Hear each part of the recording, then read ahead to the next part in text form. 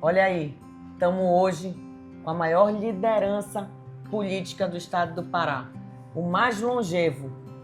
60 anos de política, doutor Jader? Sim, a minha primeira eleição foi para vereador em Belém em 1966. De lá para cá, o povo do Pará me privilegiou o mandato. Na eleição seguinte, de 70 como deputado estadual, em 74 deputado federal, aí eu não tinha idade para concorrer a senador, eu repeti para deputado federal. Depois disso veio a eleição direta para governador, que estava suspenso em todo o Brasil. E aí eu fui eleito governador na eleição de 1982. Quantos anos o senhor tinha? Eu tinha 37 anos de idade. Creio que até hoje eu sou, na história do Pará, o governador mais jovem a assumir o governo do estado. Não sei com quantos anos assumiu o teu marido, mas deve ter assumido acho que com 39.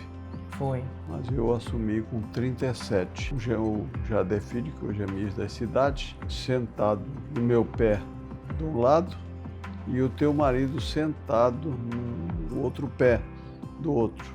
Assumi na porta do Palácio Lauro Sodré, que hoje é um museu do estado. E nessa época não tinha reeleição, né, no Brasil? Não havia reeleição. Aí eu voltei ao governo passado um período. Quer dizer, eu fui eleito em 82, assumi em 83 e depois voltei, pela benevolência do povo do Pará, a ser governador em 1990. E aí eu fiquei até 94, quando eu me candidatei ao Senado da República e fui eleito senador pelo Pará. E a política começou quando na sua vida? Não, a política começou muito cedo, porque meu pai era político, era deputado estadual do velho PSD, do famoso general Magalhães Barata. E nós morávamos num ponto onde tudo acontecia. Era a antiga 15 de agosto, que é hoje Presidente Vargas, é onde tem a sede do Banco do Brasil. Bem ali naquela esquina, na 28 de setembro, ao lado, hoje é uma casa de modas. Era o Central Hotel. Eu vi, certo, sendo carregado o João Goulart, não como o presidente da República, eu vi sendo carregado como ministro do Trabalho. Anos depois, eu já na escadinha do Cais do Porto, eu vi o navio encostando, ele já presidente da República. Tudo acontecia naquela 15 de agosto, que depois da morte do Getúlio, em 1954, passou a ser chamada de Presidente Vargas. Eu morava bem na esquina onde os acontecimentos políticos todos passavam e eu tinha a oportunidade de assistir aquilo tudo. E meu pai sendo político, o ambiente em casa era de muita conversa política. Depois eu fui vereador, deputado estadual, 2 vezes deputado federal e depois eleito governador do estado. Depois eu exerci cargo de ministro do Desenvolvimento Agrário ou Reforma Agrária. Depois eu fui guindado ao Ministério da Previdência Social e tive a oportunidade de implantar um programa do maior alcance social, que é o SUS, que existe até hoje, o Sistema Único de Saúde.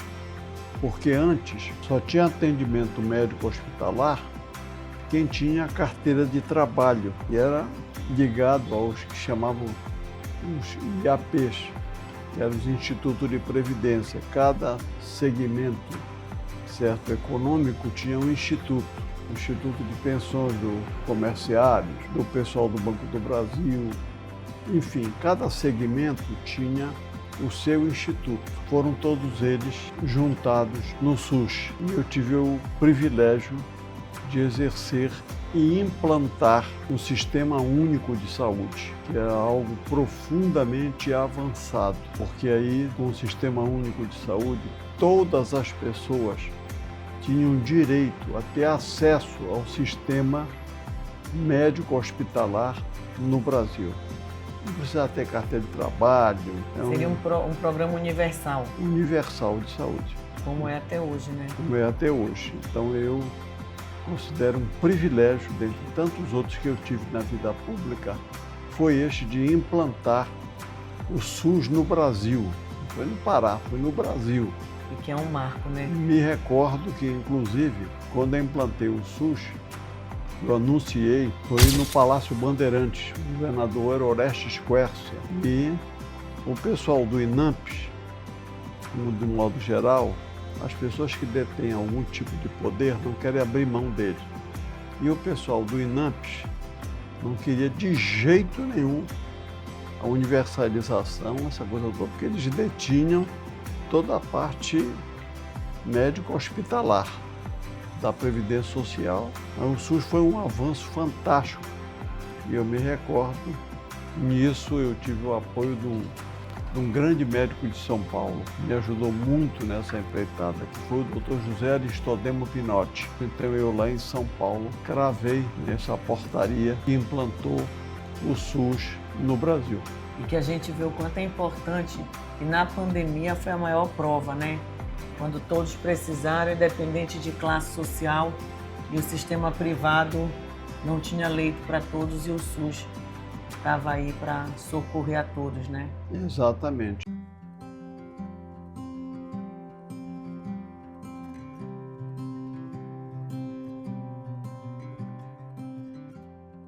Quando eu fui ministro da Reforma Agrária e do Desenvolvimento Agrário, eu fiz pelo Pará algo muito importante. No regime militar, o problema da segurança nacional era uma questão sagrada para a área militar. E eles então baixaram um decreto-lei em que todas as rodovias na Amazônia, 100 quilômetros de um lado e 100 quilômetros do outro, era considerado área de segurança nacional. E aí o Pará praticamente ficou, a nível de autonomia, ficou reduzido ao arquipélago do Marajó. Porque se você pegar Belém-Brasília, 100 km do lado, 100 km do outro. Se você pegar Transamazônica, 100 km do lado, 100 km do outro. As projetadas também, é a Santarém-Cuiabá, 100 km do lado, 100 km do outro. Uma autonomia restava ao estado do Pará só a ilha do Marajó, só o arquipélago do Marajó. E eu, nos primeiros atos que eu fiz e consegui um trabalho fantástico, eu consegui revogar o decreto 1164 e devolvi ao Pará as suas terras públicas. Foi um ato realizado lá no Centur, que aliás foi uma das obras minhas. É verdade. Foi o Centur. Sabe que quando eu era criança, os professores mandavam muito a gente ia ao Centur para fazer pesquisa, para fazer os trabalhos de escola. E a Biblioteca do Estado, que era uma coisa muito pequenina, muito acanhada, lá na Campos Sades, com a 13 de Maio, era um prédiozinho pequeno, ali era a Biblioteca do Estado. Com a construção do Centur, eu construí então a biblioteca. Em 2 andares do Centur, é só biblioteca. Eu só tenho a agradecer a Deus, a Nossa Senhora de Nazaré e ao povo do Pará por ter me dado a oportunidade de exercer tantos mandatos e ter a oportunidade de realizar tantas obras que eu me recordo com grande satisfação, como, por exemplo, o Hospital das Clínicas do Estado. Gaspar Viana, referência até hoje. O Hospital das Clínicas foi construído por mim, como governador do Pará. E tantas outras obras, né? Isso eu tive a oportunidade de fazer.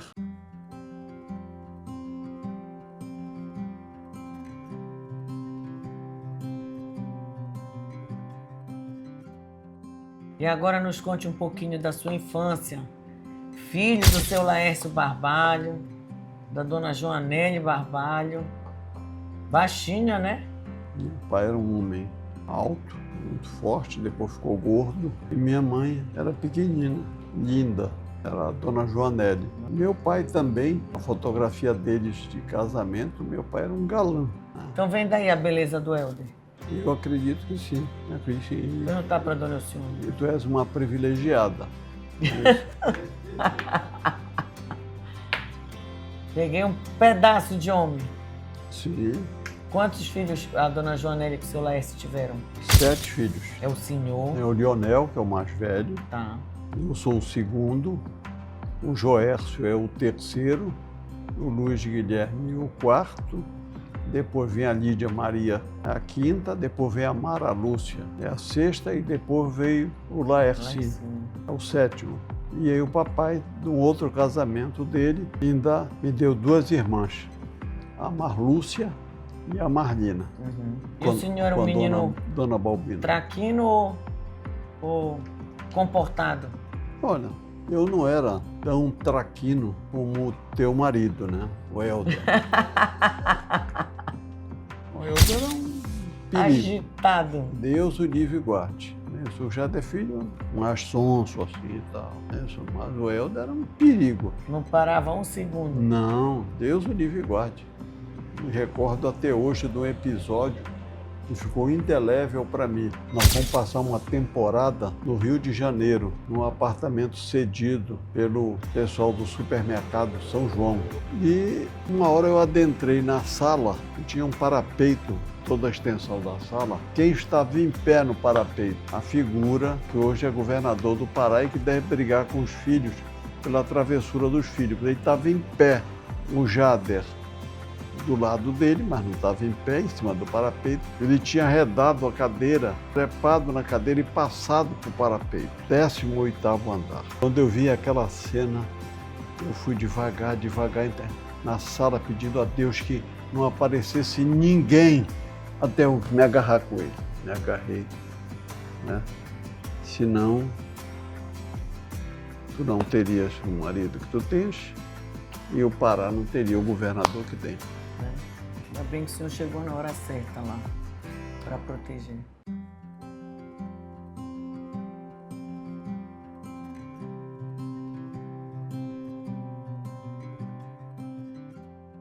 E aí o senhor, criança, foi estudar onde? Já soube que o senhor foi para um colégio interno? Ah, por causa do meu irmão. Que ele era muito calmo. Não, era travesso demais o Joécio. E o que ele fez para o senhor merecer ir para um colégio interno? Não. Olha aí a juventude que está aí hoje que reclama de tempo integral. Podia ser no interno. O que eu mereci foi que quando o papai decidiu que ele não tinha passado de ano, morávamos no Rio de Janeiro, lugar privilegiado até hoje, a Praça Nossa Senhora da Paz. E aí o Joécio não tinha, o Joécio era muito travesso, o Joécio não tinha passado ali, gazetando as aulas, não tinha passado. Aí o papai tomou conhecimento de um colégio que tinha estrutura militar, que era dirigido por um coronel do Exército, no município de Vassouras, no estado do Rio de Janeiro, numa localidade linda chamada Partido Alferes. Aí o papai meteu na cabeça que o Joécio ia criar juízo, colocando ele num colégio interno. E aí, quando a mamãe tomou conhecimento e sabendo quanto o Joécio era travesso, disse não, ele só vai se o Jader for. Aí o sujeito comportado vai junto. Vai junto.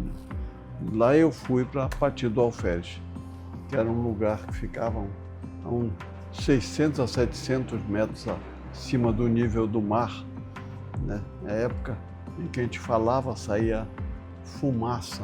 De tão frio que ficava. De tão frio que era. Evidentemente que o Joécio não criou juízo. O colégio. Mas depois vocês foram transferidos para um colégio interno em Bragança. Não, ele. Ah, o senhor não foi nessa? Não, aí já foi o Essa aventura o senhor não foi? Não, foi o Joécio e o Luiz Guilherme. Foram para Bragança. E o bispo de Bragança foi devolver para o papai o Joécio, o bispo lá da prelasia de Bragança, que era responsável pelo colégio. Porque o Brasil ganhou a Copa do Mundo e o Joécio resolveu sair num barco à vela, festejando a vitória do Brasil em direção ao Maranhão. Aí o bispo lá, que era diretor do colégio, foi lá com Chega para mim, esse aluno... O papai disse, eu vim entregar seu filho, porque com essa dele eu não me responsabilizo. Mas antes eu tive a oportunidade de estudar 2 anos no meu curso. Primeiro eu estudei no Moderno, onde eu fiz parte do meu curso primário, naquela época chamava de primário, era 1º grau. Fiz o exame de admissão e fiz a 1ª e a 2ª série do ginasial no Moderno.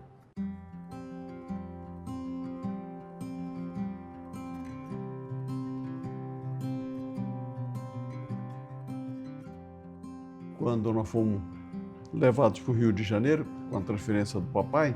Porque o seu pai, ele era funcionário, né? Era do Correios, né? O papai era funcionário de carreira do Correios. dos Correios e chegou a ser diretor regional dos Correios aqui. Aí por isso a mudança para o Rio de Janeiro, temporária. Sim, não. Aí o papai, ele era muito ligado ao famoso General Barata. E ele teve um atrito com o chefe político dele, que era o General Magalhães Barata. E aí, porque o Barata recebeu, o papai fazia política aqui na zona nordeste do estado, Timboteu, Peixe-Boi, certo? Santa Maria do Pará, esses municípios aqui. O pessoal lá, dissidente do velho Laércio, escreveu uma carta para o Barata, se queixando da atuação política dele. E o Barata deu um despacho na carta, pedindo uma outra pessoa que depois foi vice-governador do estado, muito meu amigo, o Newton Miranda, examinasse a carta que estavam se queixando do papai. E aí, por causa disso, o papai se aborreceu e pediu transferência para o Rio de Janeiro. Depois eu descobri, com o passar da vida, que essa não foi a motivação maior, não. É que ele tinha uma namorada aqui em Belém que tinha ido para o Rio. O seu Laércio? Sim. Meu Deus. E aí... Ele mudou toda a família. Foi um pretexto para ele... Isso é impublicável ou publicável? Já faz parte da história.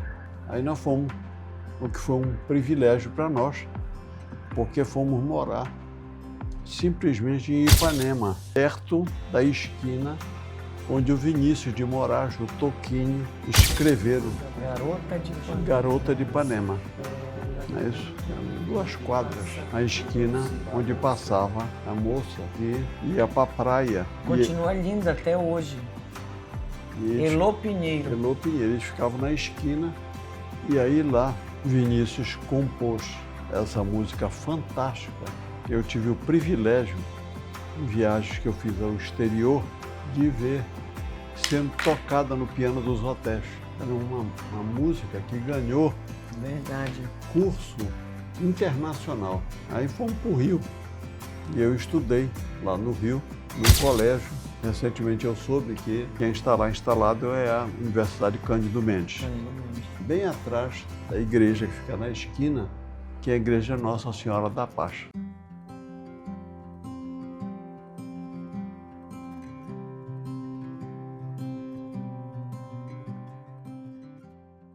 Agora o senhor me contou de uns episódios seus que o Magalhães Barata o cumprimentou quando o senhor era criança.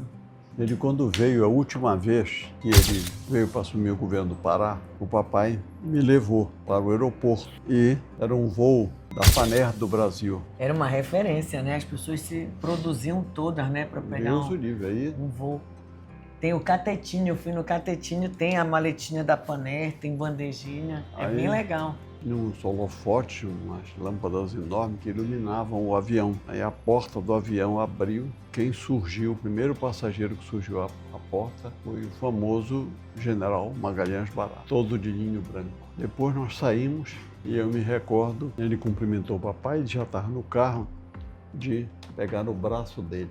E a outra vez, quando ele pegou na minha cabeça, foi na primeira vinda do candidato à presidência da República pelo PSD. O não menos famoso e maior presidente que esse país teve, que foi Juscelino Kubitschek. E eu fui com meu pai num dos espaços mais lindos de Belém, que a falta de sensibilidade acabou, que era o Grande Hotel. Era um hotel lindíssimo, uma calçada fantástica, que ficava no lado oposto do Teatro da Paz. Onde hoje é o Princesa Louçã. É o Princesa Louçã. E lá foi o Hilton.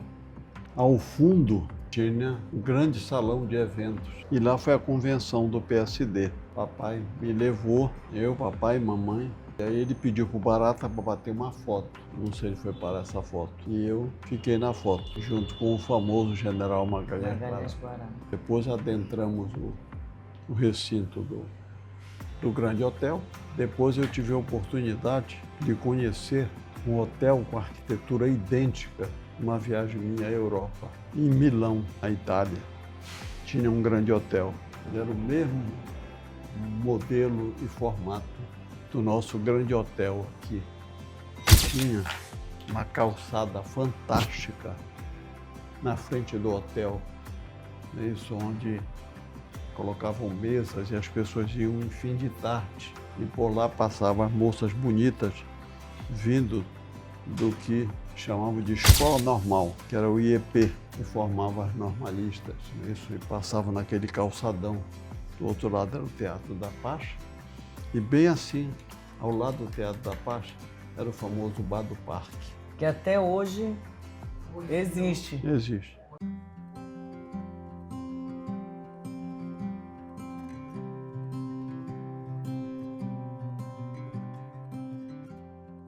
E dos movimentos estudantis, Sim. me conte um pouco. Como era chamada as meninas, os alunos do IEP lá dos movimentos, era o Paz de Carvalho, era O Xarel o Xarel e ela Piramutaba. e eles a Piramutaba.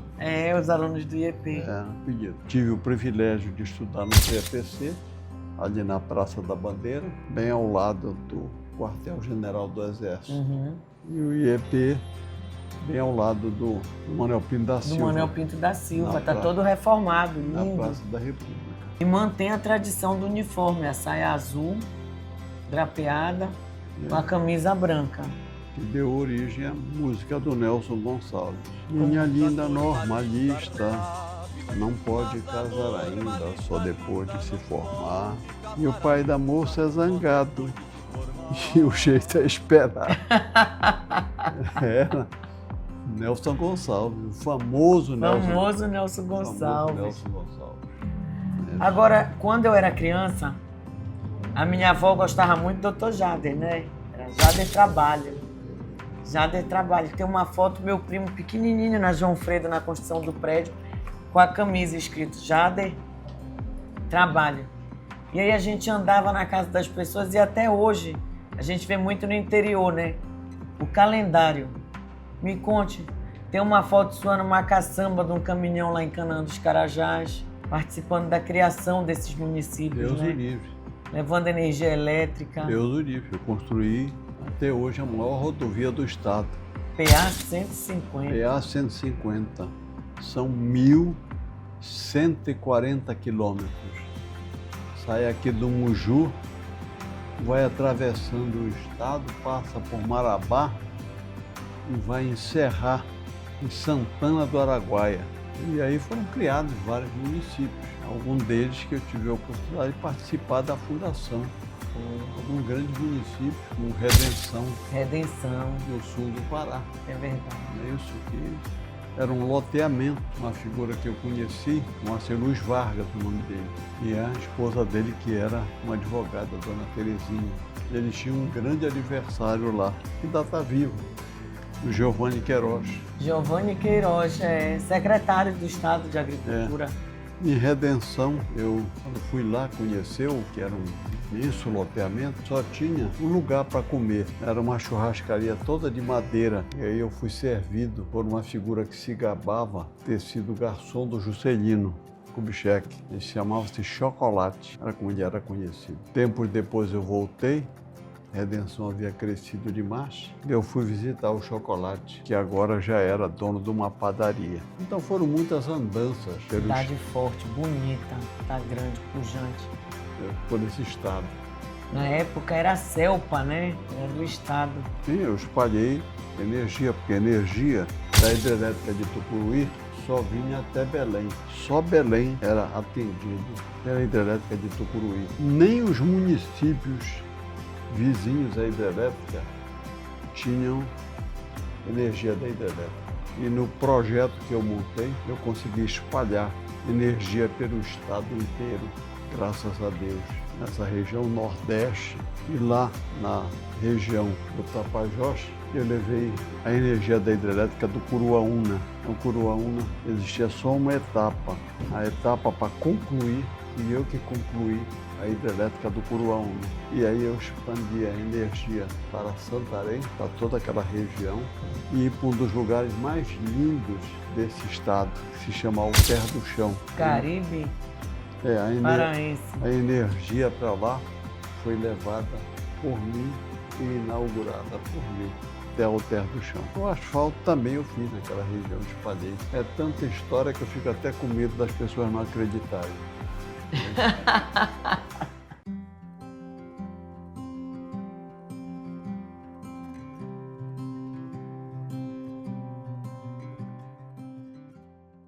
Para quem não sabe, o Dr. Jader é formado em Direito, bacharel em Direito pela Universidade Federal do Pará, inscrito na Ordem dos Advogados do Brasil, Seção Pará.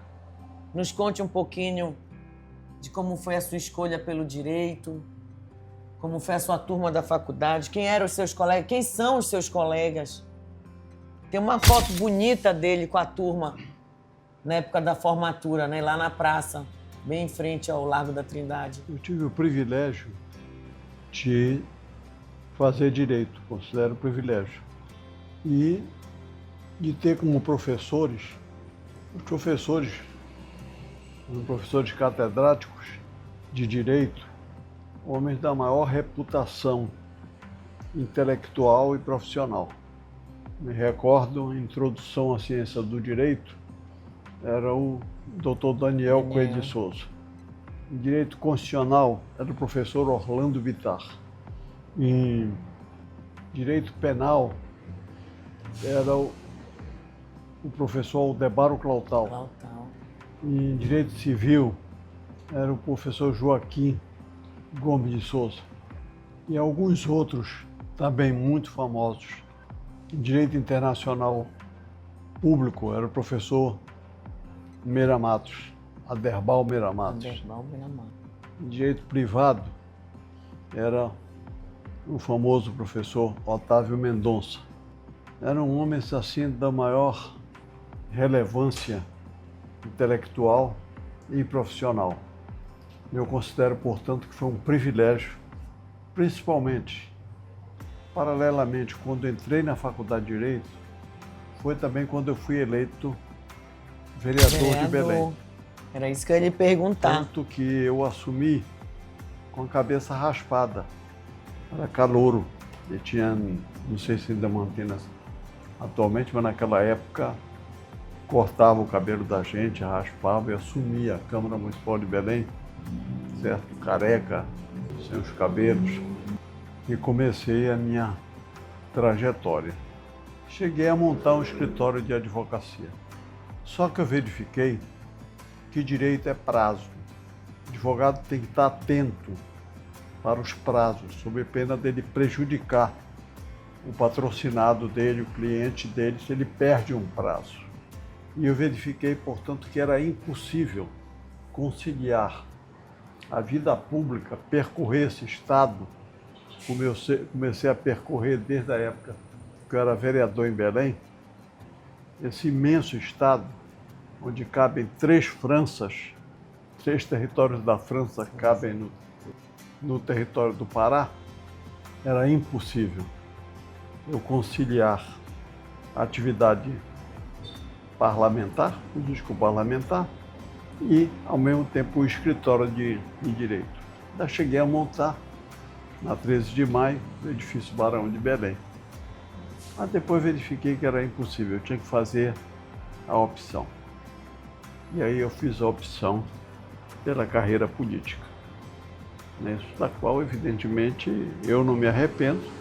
Sou muito agradecido ao povo do Pará, certo que eu ocupei no parlamento todos os cargos na hierarquia parlamentar: vereador, deputado estadual, deputado federal, senador da República. No executivo, eu não tive a chance de ser prefeito, mas fui governador do Pará 2 vezes. Na primeira eleição direta, da era final da ditadura militar, eu fui eleito governador do estado. Eu tinha 37 anos de idade. Depois eu voltei em 90.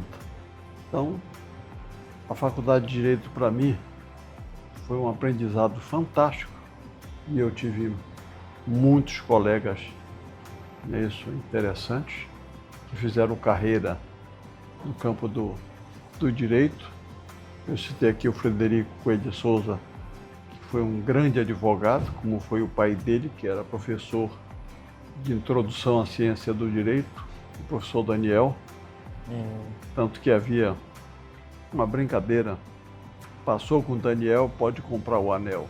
O doutor Daniel era um homem tão talentoso que o único livro que existia na nossa época de introdução à ciência do direito era o discurso dele como ele se formando na Faculdade de Direito, salvo engano da minha parte, no idos de 1937. Esse discurso dele passou a ser impresso em livro e era um livro de introdução à ciência do direito. Ao lado dele, outra figura muito modesta pessoalmente, mas que foi cogitada inclusive para o Supremo Tribunal Federal. Era o professor Orlando Bittar, considerado um grande constitucionalista. Tinha o Milton Nobre, Não, Milton Nobre era... que entrou pelo 5º Constitucional na vaga do desembargo. O Milton Nobre era colega de turma. A Maria Eugênia. A Maria Eugênia Rios. A tia Marisa. A Marisa, não é isso? Foram muitos colegas. Muitos colegas. Muito interessantes que fizeram carreira com grande sucesso.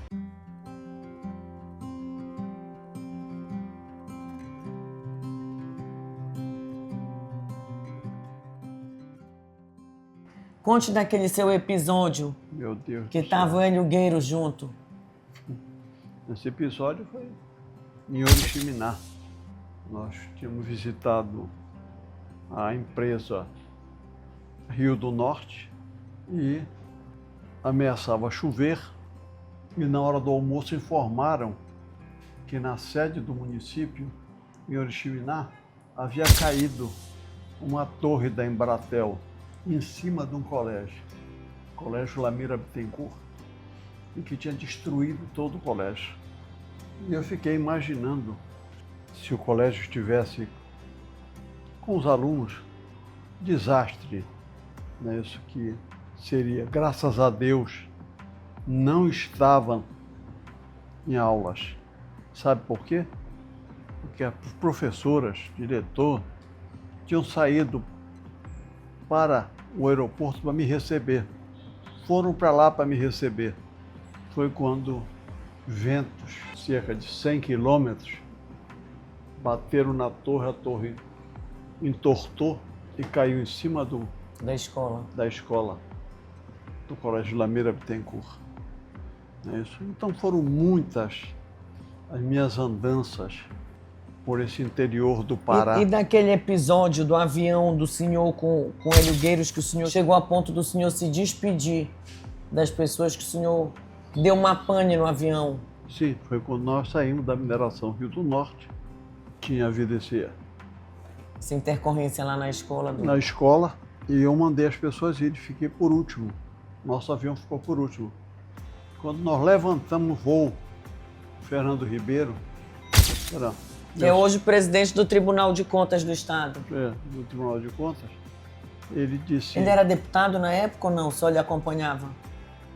Eu acho que ele só me acompanhava, era secretário particular.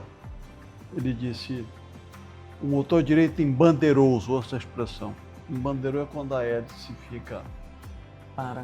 Ela para e fica na vertical. Aí o avião passou a voar só para o lado esquerdo. E aí foram cerca de 30, 35 minutos. Eu cheguei a me despedir de todos, achei que era o fim. O avião voava tão baixo que a ponta das asas ficava na copa das asas. Eu digo, agora vai bater. Mas, com a proteção de Deus, graças a Deus, nós conseguimos voltar. E aí o outro avião voltou, quando tomou conhecimento que nós estávamos em emergência, o outro voltou. E o pessoal do outro avião guiava a gente de cima. E nós tínhamos a sorte de ter dois pilotos da maior experiência. Era o Líbio e o Cunha. E eles aguentaram firmes. Nós conseguimos voltar para a pista. Na cabeceira da pista tinha um lago de rejeito. Ficava o lago todo vermelho. Aí nós conseguimos descer. Quando descemos, o avião ainda desgovernou, porque estava só com o motor funcionando, e embicou uma imensa vala do lado direito, que era o lado do motor que estava parado. E ficou com a parte traseira para cima.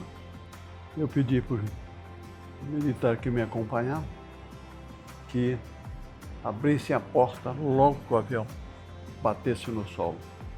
O avião bateu no solo, era o meu ajudante de ordem, que era o Gomes, que ainda é vivo, e o outro era o Arruda. Encontrei com o Coronel Gomes hoje, no início dos trabalhos lá na Assembleia Legislativa. Ele estava lá. E eu disse, o Arruda já faleceu, é. Aí eu disse, quando o avião tocar no solo, vocês abrem a porta que eu vou pular. E o avião se desgovernou e, graças a Deus, caiu numa vala para o lado direito, onde era o motor que estava parado. Aí eu pulei. No dia seguinte, de manhã, eu saí no monomotor de lá para Santarém, porque eu ia inaugurar a segunda etapa da hidrelétrica do Guruaúna, em Santarém. E no dia seguinte eu inaugurei. Então... Que levou energia para Santarém. Sim. E Alter do Chão, né? Alter do Chão. Obra importantíssima Alter do até Chão. Hoje, para essa região. Eu tive o privilégio de, no primeiro mandato meu como governador, eu abri a rodovia para Alter do Chão. E no segundo eu pavimentei a rodovia. Um dos lugares mais lindos do nosso estado.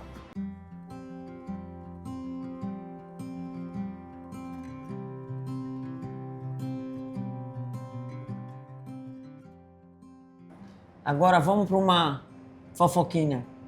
Já pulando um pouco, quando o senhor foi senador da República e que acabou resultando na sua renúncia do seu mandato ali, quando o senhor teve aquelas desavenças com o então senador Antônio Carlos Magalhães.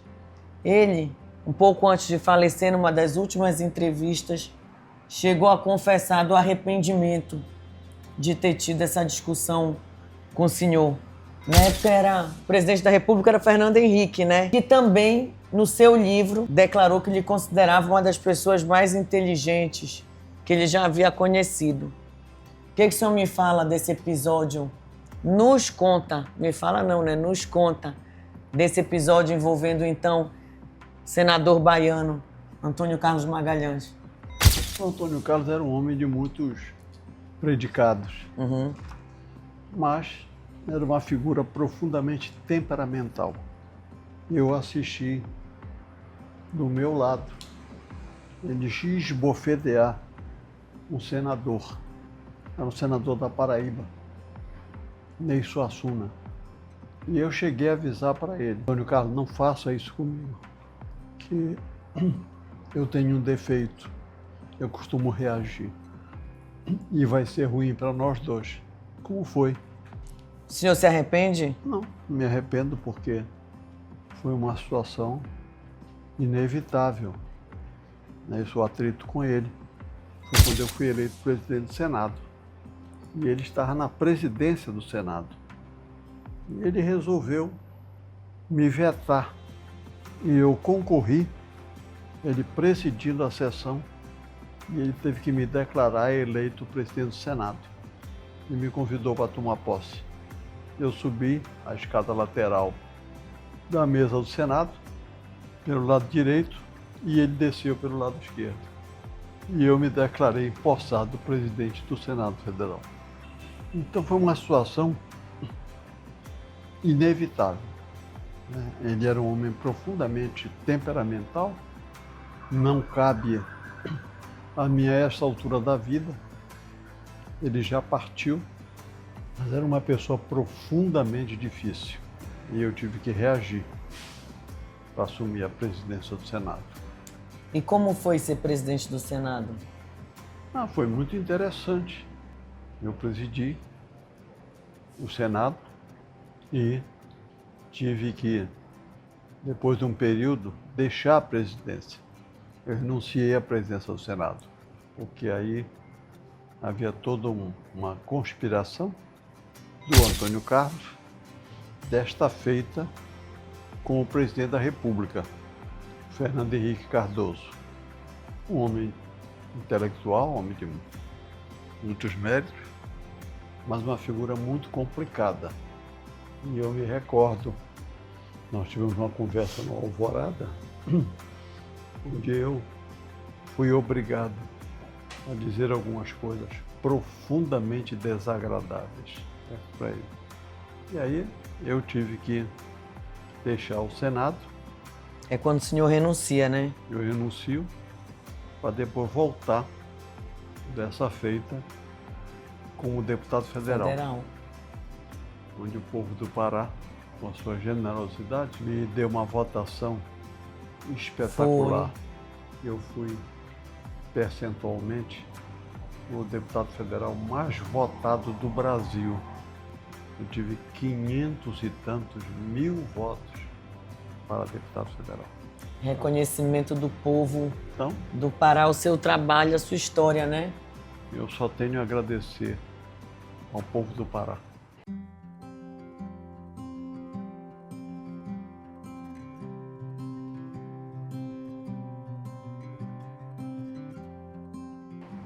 Agora, para a gente também não encerrar, que tem muita história para a gente contar, bora só num tete a tete.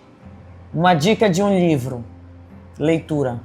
Hein? Como o senhor lê muito, o senhor tem uma biblioteca, dê uma dica de um livro. Eu li muitas obras do escritor português e espanhol José Saramago. E teve um livro que fantástico, chama-se Evangelho segundo Jesus Cristo. Ele cria um evangelho imaginário, que os evangelhos é Lucas, Mateus, não é isso? E ele cria um evangelho que teria sido escrito pelo próprio Jesus Cristo. É uma coisa fantástica.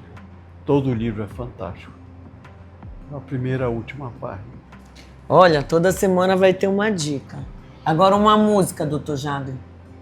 Eu acho que Ele é romântico, para quem o não Vinícius sabe. de Moraes, com tantas músicas ali, como Garota de Ipanema, uma música de repercussão internacional. Eu, viajando a alguns lugares, eu via o pianista do hotel tocando Garota de Ipanema. Um poema. Nós tivemos aqui poetas fantásticos aqui no Pará, como o Rui Barata. Exato. Tem alguma que o senhor recorde? Aquela música dele, Este Rio é Minha Rua, Minitua Mururé. É uma coisa fantástica. Agora, tem um livro de poemas que eu recomendaria aos jovens, principalmente aos adolescentes, do escritor francês Michel Quart, chamado Poemas para Rezar. É uma coisa fantástica, porque são poemas onde ele se imagina conversando com Deus, e são fantásticos. Tem um poema, entre eles, do tijolo, em que ele diz: Senhor, eu quero ser como o tijolo, porque os tijolos, eles são iguais, e todos são importantes. Não importa que o tijolo esteja no alto da cumieira, porque ele só está lá porque tem os tijolinhos que estão na base sustentando ele. Então, Poemas para Rezar é um livro fantástico que eu recomendo aos mais jovens. Religião. Olha, eu respeito todas as religiões. Eu pertencia a um movimento da Igreja Católica chamado JEC, Juventude Estudantil Católica. Então, foi muito importante na minha formação. Lá na JEC, eu conheci muita gente interessante e tínhamos, inclusive na época, nós recebíamos a apostila. Numa reunião que nós recebemos a apostila, nós tínhamos que estudar aquela apostila para a próxima reunião. E eu me lembro dos grandes filósofos da Igreja Católica, Jacques Maritain. Eu tive o privilégio de conhecer Adão Helder Câmara. Aliás, um dos meus filhos tem o nome de Helder. Em homenagem. Em homenagem a Adão Helder Câmara. Muitos achavam que o nome do Helder era El de Alcione e Der de Jader. Mas na realidade, a origem do Helder, do nome do Helder, é uma homenagem a Dom Helder Câmara. Depois de tantas perdas que o senhor com a dona Alcione tinham tido na tentativa de ser em paz, não é isso? Exato. Ele tem um livro fantástico. O título é Um Olhar sobre a Cidade, onde ele imagina estar no alto, imaginando tudo que ocorre, certo, numa cidade. As afeições, os atritos, os atos de amor, os atos de violência. Fantástico. Uma passagem bíblica. São tantas. Uma delas é do livro do Saramago. A passagem final do Evangelho é Jesus na cruz. E o último ato de Jesus crucificado, ele teria olhado para cima, o alto, se dirigido a Deus e teria usado a expressão: Senhor, perdoai, eles não sabem o que fazem. E família? Olha, poucos sabem, mas só tem 4 filhos, não é isso? Jader, Helder, Giovana e Daniel. 7 netos. Stephanie, Jader Neto, que estava aqui há pouco com a gente, Helder Filho, Maria Luísa, Thor, Maria Júlia e Eva. E uma bisneta, a Isabela, filha da Stephanie. Como é que o senhor se sente? Bem privilegiado, porque você, a esta altura da vida, ter a oportunidade, isso de conhecer os bisnetos. Tem que agradecer a Deus por tanta vida. Isso. Eu considero, portanto, que eu sou um privilegiado na minha condição de bisavô. Inteirão aí, um pão. Segundo os comentários. Das admiradoras, né?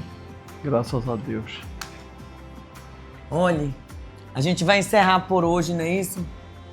O senhor sabe que é um prazer ter o senhor falando para todos nós. O senhor que é uma das figuras, se não for a mais interessante, uma das mais interessantes que eu já conheci na minha vida. E saber compartilhar um pouquinho com as pessoas um pouco da sua trajetória, porque nós ainda vamos falar muito mais em outros episódios, não é isso? Se Deus quiser. Não é um bom papo? Não é uma conversa boa?